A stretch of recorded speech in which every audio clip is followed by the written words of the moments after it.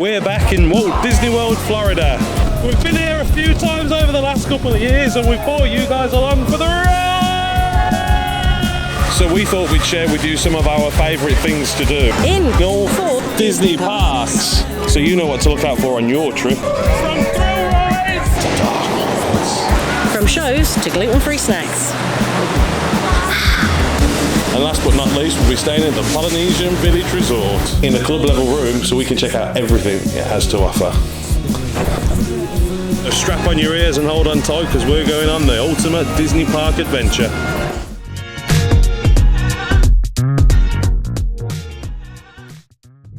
Let's kickstart things off today here at Hollywood Studios, home of Star Wars' Batuu, Toy Story Land, and Claire's favourite ride of all time, Twilight Tower of Terror. Our first stop today is going to be the movie theatre at the end of Hollywood Boulevard, just as you come into Hollywood Studios for Mickey and Minnie's Runaway Railway. Fun fact, the theatre is actually based on Grauman's Chinese Theatre in Hollywood and has handprints of famous celebrities out the front.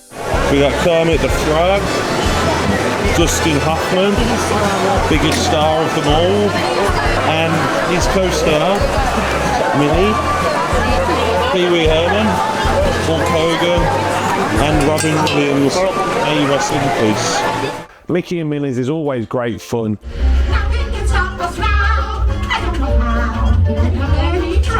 Now I know many people wish the Great Movie Ride was still here instead, and don't get me wrong, that was a fantastic ride. Personally, I find this to be a great replacement. It's whimsical, fun and family friendly, making it a great ride for any very young children or people who don't like roller coasters. You're all waltzing so beautifully together.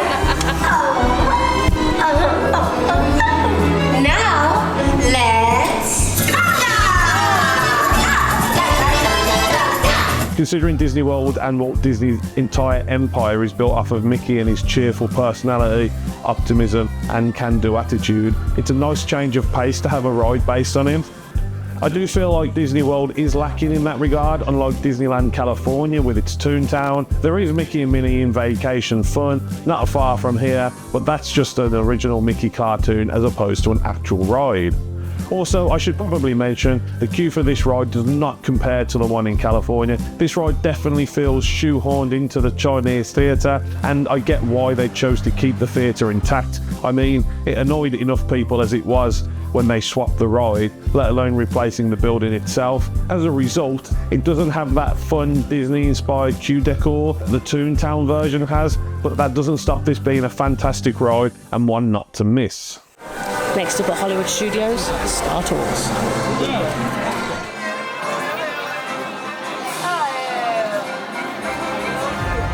The original Star Wars ride, which opened way back in 1989, long before Disney actually acquired the franchise, is a great stop, and with multiple versions available, is something you can ride over and over again with a potentially different experience each time. The cabin.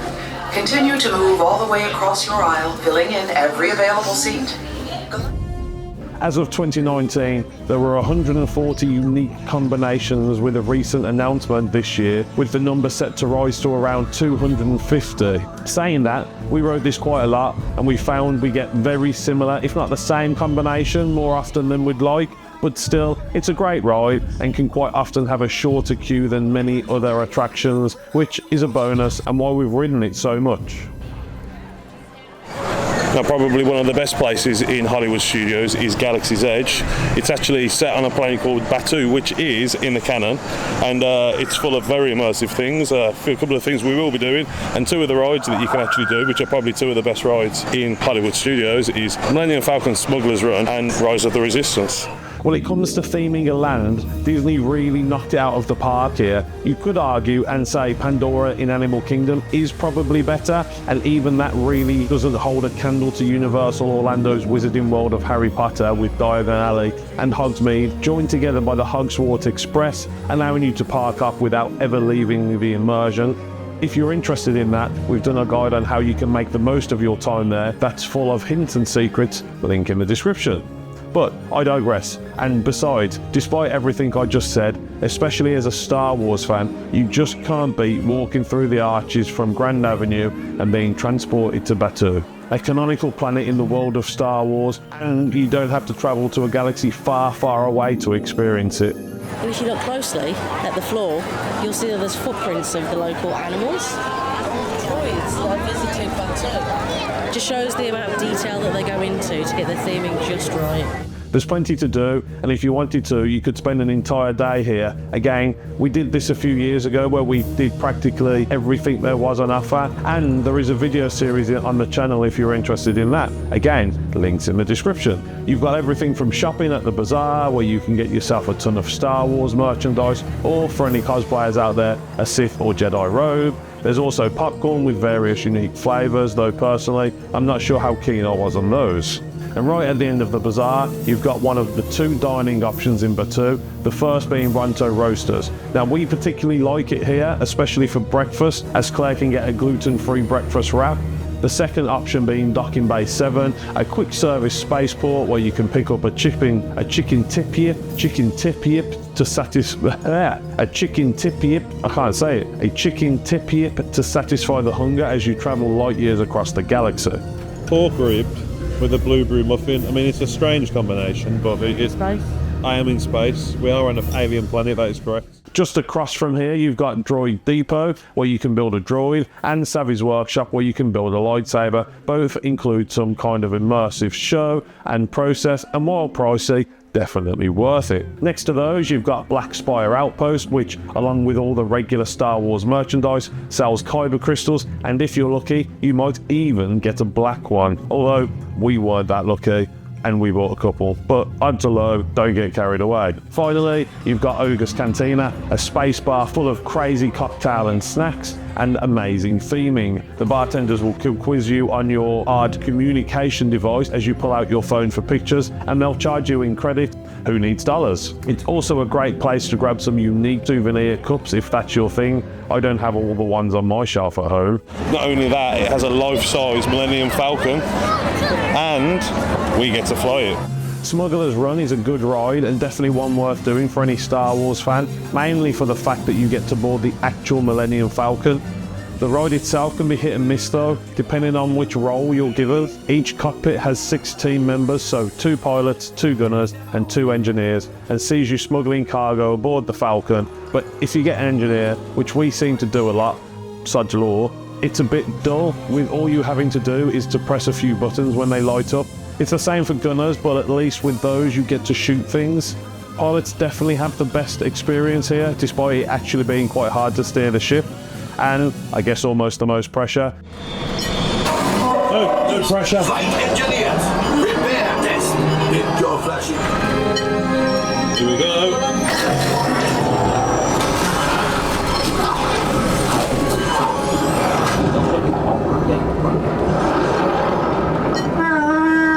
So if you don't do well and you get a bad score, expect to get some slack.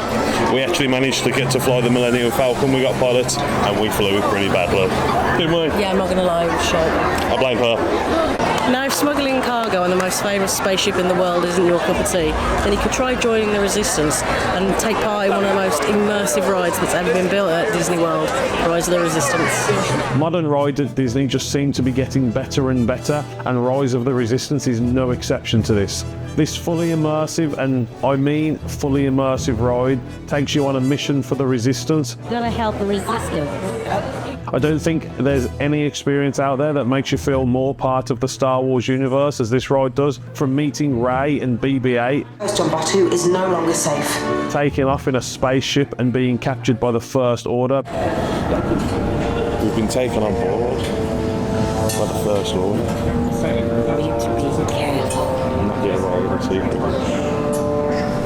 Before having to make a daring escape off of the Star Destroyer on a trackless ride system that is simply fantastic.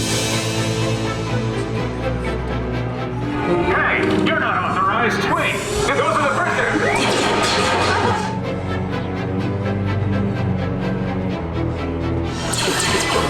That's a good time.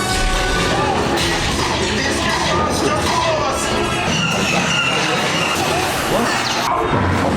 Sound the alarm. All personnel to their stations. How brave, but ultimately hopeless.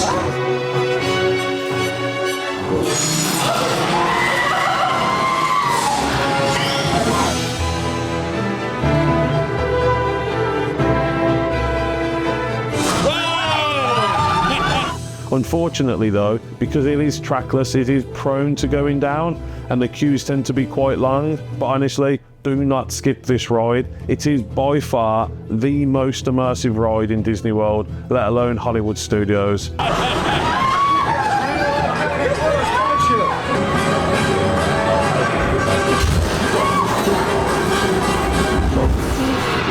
Your escape routes came in a little off target. Oh, and the hangar room full of stormtroopers. Perfection.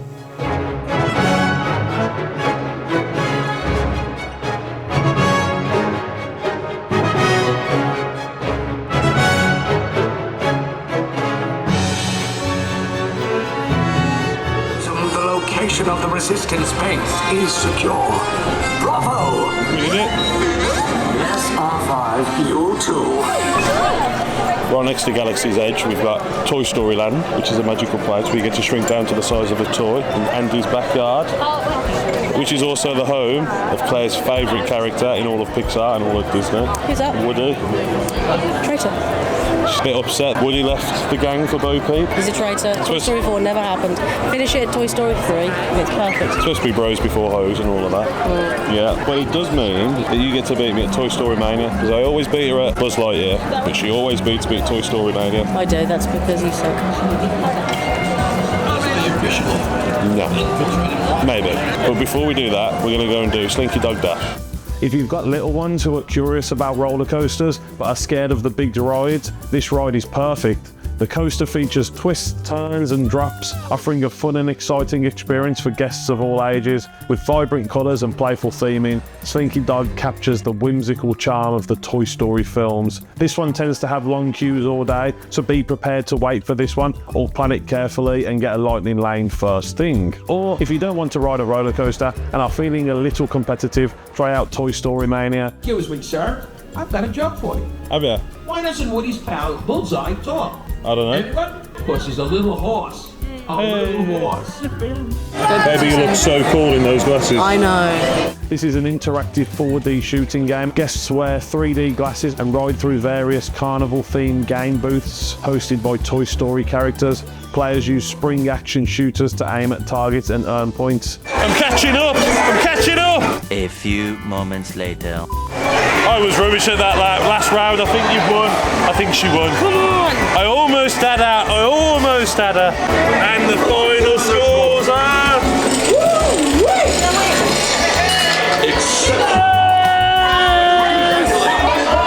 I can't floss in here. You can't floss in there. She's never gracious when she beats me at this. But it's the only one she beats me at, so I'll give it her. Notable mentions here in Toy Story Land are the eateries. You've got Woody's Lunchbox and Rodeo Roundup Barbecue. Now, Woody's Lunchbox is a quick service restaurant and is usually quite busy and difficult to find a table at, but is a favourite of ours because of the lunchbox tart for me, which reminds me of being a child, which is the perfect vibe in the Toy Story Land. And then the barbecue brisket melt and tachos that can be made gluten-free, which Claire adores. And to be honest, even as a muggle, I think the gluten-free versions are fantastic. That's good.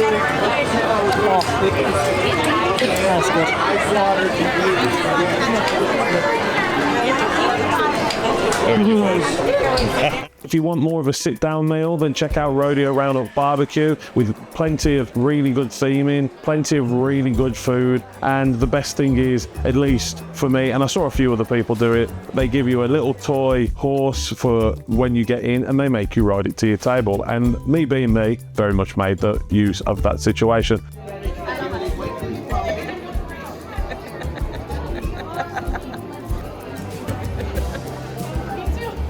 Need some coconuts for you to make the... Yeah, it does. Next, you have to put it over in post. Oh, and I should probably mention, every now and then you will hear someone shout out, "Andy's coming," where all the waiters have to stop and everybody freezes in place because Andy can't know the toys are alive, can he? So I thought that was a very nice touch.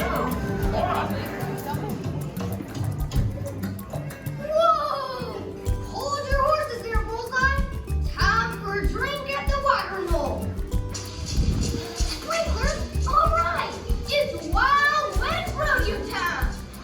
Mom! Have you seen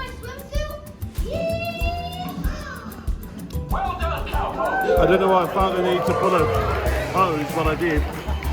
There's normally a lot of characters doing the rounds in the land, and it's always very busy, but the charm of the land makes it a must-do. This way! Now, we all know it started with a mouse, as the story goes. But one of the attractions here at Hollywood Studios is a short 15-minute documentary about Walt Disney and the story of Disney and how it all started with that mouse. I think any trip to Disney World really needs something like this, you know. Yeah, you've got to look at your history and you've got to find somewhere to sit down for 20 minutes sometimes. So we're going to go check that out now. Now, I can't show you guys footage of the show itself as filming isn't allowed, but I can give you a peek into the exhibition area where you can hang about while waiting for the next showing. There's tons of information, art and models of some of the resorts, the Disney castles and Spaceship Earth over in Epcot. They don't have to watch the show to come in here and have a look, so if you just want to have a look around for 5 minutes, get out of that Floridian heat and grab some aircon, or meet the character that they tend to have meet and greets with here, I believe it was Sully when we went, then feel free to do so.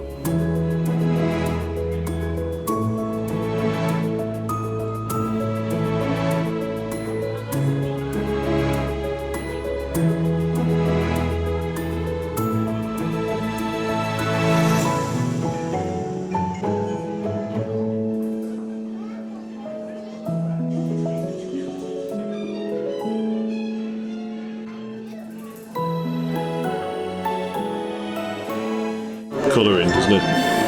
What was that? I said your mum. So my mum looks better in the 50th colours. Yeah, that's the one.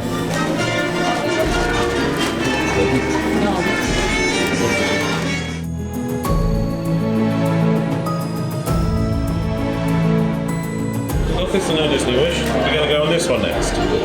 Yeah, definitely.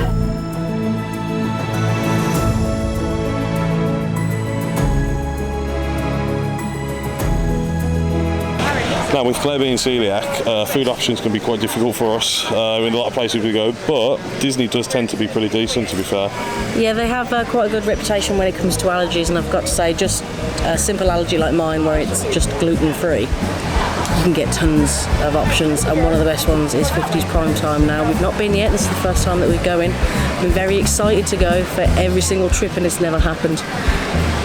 Fried chicken, people. Gluten-free fried chicken is why we're here. We come, apparently, the best thing to do is nip in about an hour beforehand and say you'd like a gluten-free fried chicken, and it'll be ready at your table for when you walk in. That, and apparently, even though it's no longer on the menu, you can still ask for a gluten-free s'mores dessert. So fingers crossed we can get that today, and we're going to go in and stuff our faces right now. Yeah? Ready to get fat? I'm definitely ready to get fat. And the ship is ready to get fat, apparently. He's definitely ready for us to get food, because he's even SS down the hatch. They don't just throw the show together, you know. Yeah, that's pre-planned, kind of. Primetime Cafe is a 50s style diner where you'll be chastised for not finishing your meal and eating up your greens. Serving all American traditional family dinners, the main draw here is the fried chicken, well, at least for us, as it can be made gluten-free and is famous in the gluten-free community. Sitting in booths or at family tables with black and white TVs, your very hearty dinner will be served up with a side of banter, and you might even get a sticker if you're well behaved and you clear your plate. That was our gluten-free stores. I don't know when that's just not even going to cook. Oh, there we go. Oh, this is even way too much. You're going to have to help me with this.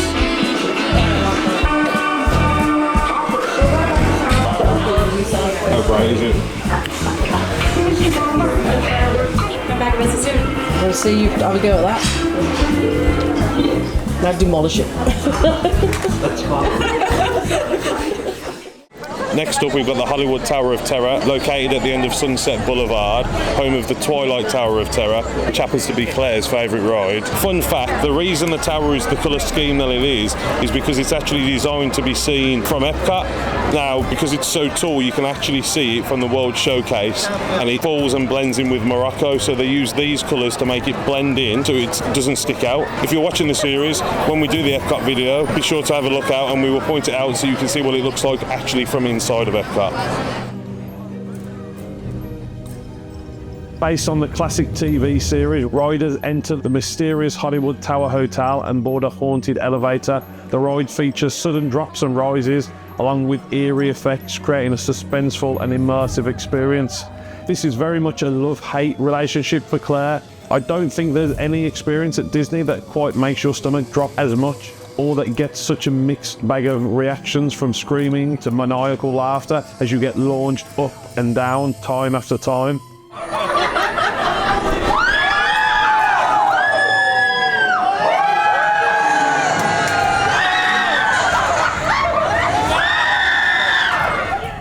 While on the topic of this ride, I will say the best version of this ride is probably over in Disneyland Paris. Most parks have a version, I believe, with Disneyland California's being rethemed to Guardians of the Galaxy, with more of a focus on shooting you up rather than dropping you, and Tokyo Disney Sea's version being a little lacking and disappointing. This version though, which is the original that opened in 1994, is up there with the one in Paris. I just don't think it lasts as long, which is why I'd say the French version is probably a little bit better. Next, the Tower of Terror.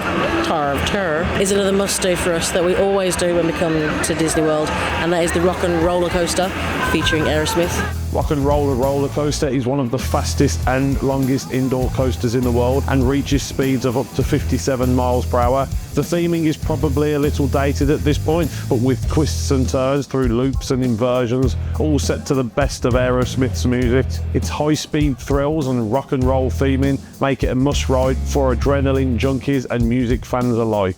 At the time that this video releases, it's currently down with a reopening scheduled for summer 2024. Thankfully though, they're not changing it like they did to what is now Avengers Assemble Flight Force over in Paris, which very much sucked all of the life and soul out of the ride, if you ask me. Claire's only comment was that it is a very bumpy ride, so she hopes they smooth it out a bit. When I came here 20 years ago as a child, one of the few memories I've got is of Beauty and the Beast here in Hollywood Studios, just right next to Fantasmic and Twilight Tower of Terror. There's not much to say about this one. It's a good excuse to rest your feet though, so I like to plonk them up halfway through the day and take in that hit of nostalgia from when I was a child. As far as theme park stage shows go, this is up there with the better ones. If Beauty and the Beast isn't your cup of tea though, try the Frozen Sing-Along, which is an interactive karaoke style show full of laughs for the adult and the kids. Both are great choices, and to be honest, you can't go wrong choosing either. Now, we've been coming here for a couple of years now. The very first time we ever came, they had Fantasmic on, it was in 2018. And we missed it because of, shall we say, a late taxi? Yeah. We'll blame a late taxi, but we put it off to the end of the trip, and we had one last chance to see it, and we got a taxi, and the taxi was late, and there was traffic, and we missed it, and we never got to see it. And long story short, we then come back, and it's been off for the last 3 years. COVID happened. Yeah. Basically, it's not been on since. And it's finally back, so we are going to end today with Fantasmic, aren't we? Finally. So, without further ado,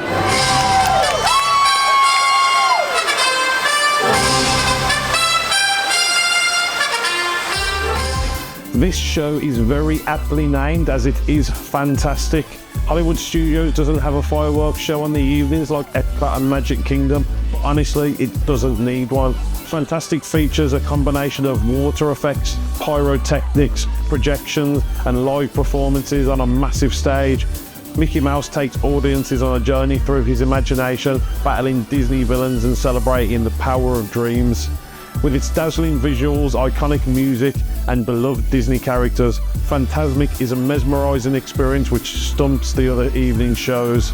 Saying that, I know watching the fireworks is a big part of visiting Disney, so I'm not saying choose this over that given the choice, but the overall experience is better in my opinion. You get a seat, you're not fighting for space, and you can get snacks. There are 2 viewings some nights, and it's just an all-round great show. But if you sit too far forward, you will get wet, so be warned.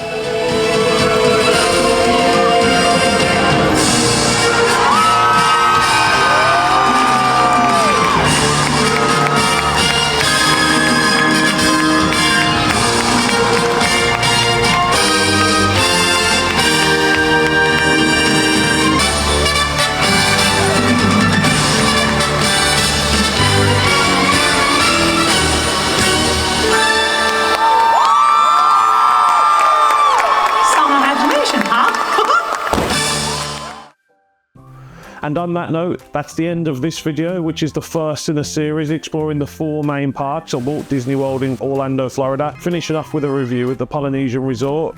Like I've been doing at the end of all my videos this year, this is where I thank you, the viewer, especially seeing as you've made it this far. And if you've enjoyed this content, a like, subscribe, or a comment goes a very long way to helping me get this video out to as many people as possible. Next up on the channel, we'll be taking a look at Animal Kingdom and showing you guys our top picks there and what is probably still my favourite ride at any Disney park anywhere in the world. So thanks for watching, and I'll see you guys in the next one.